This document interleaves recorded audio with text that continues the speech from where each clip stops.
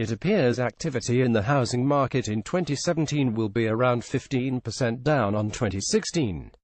The number of housing transactions dipped to the lowest level for 8 months in June on, while the number of mortgages approved for house purchase moderated to a 9-month low. CML, the Council of Mortgage Lenders CML, believes activity will slow for the remainder of 2017 given recent trends in mortgage approvals. The Bank of England has similarly revised down its estimates for lending.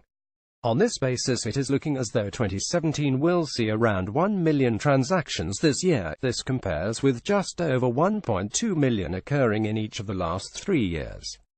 Or, to put this in a longer-term context, there were almost 1.7 million housing transactions in the 2006 peak-ons. Activity is 40% lower than at the peak of the market. This subdued picture is perhaps to be expected given political and economic uncertainty. But the reality is more troubling. Despite many more homes in private hands, home moves have waned for almost 3 decades, with a particularly marked decline following the financial crisis. In June, the Council of Mortgage Lenders CML published a report, Missing Movers: A Long-Term Decline in Housing Transactions. The research, by Hudson and Green, found long-term economic and demographic issues to be responsible for the slide in activity.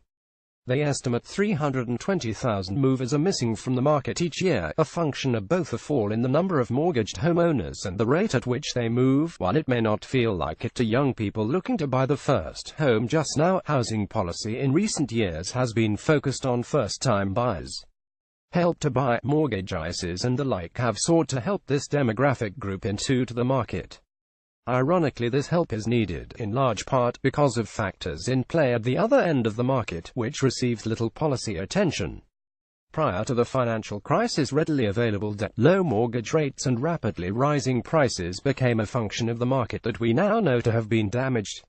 However, those who secured the place on the housing ladder prior to the crash and weathered the battering, now sit on substantial equity.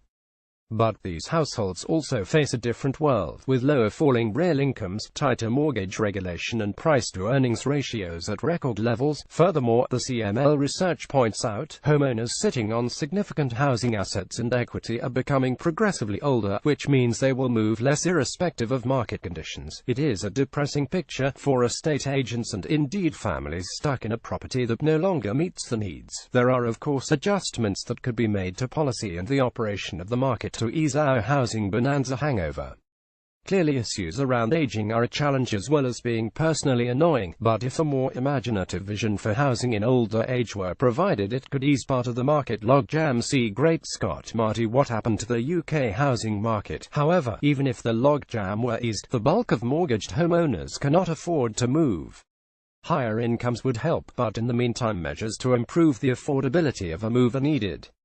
Unfortunately, the options are limited. Relaxing borrowing constraints is unlikely and undesirable given how we got where we are now. A larger-scale increase in housing supply to reduce prices also appears undesirable to those with the power. That leaves us with transaction costs. The top rate of stamp duty is clearly a political hot potato, but it is also messing with market dynamics.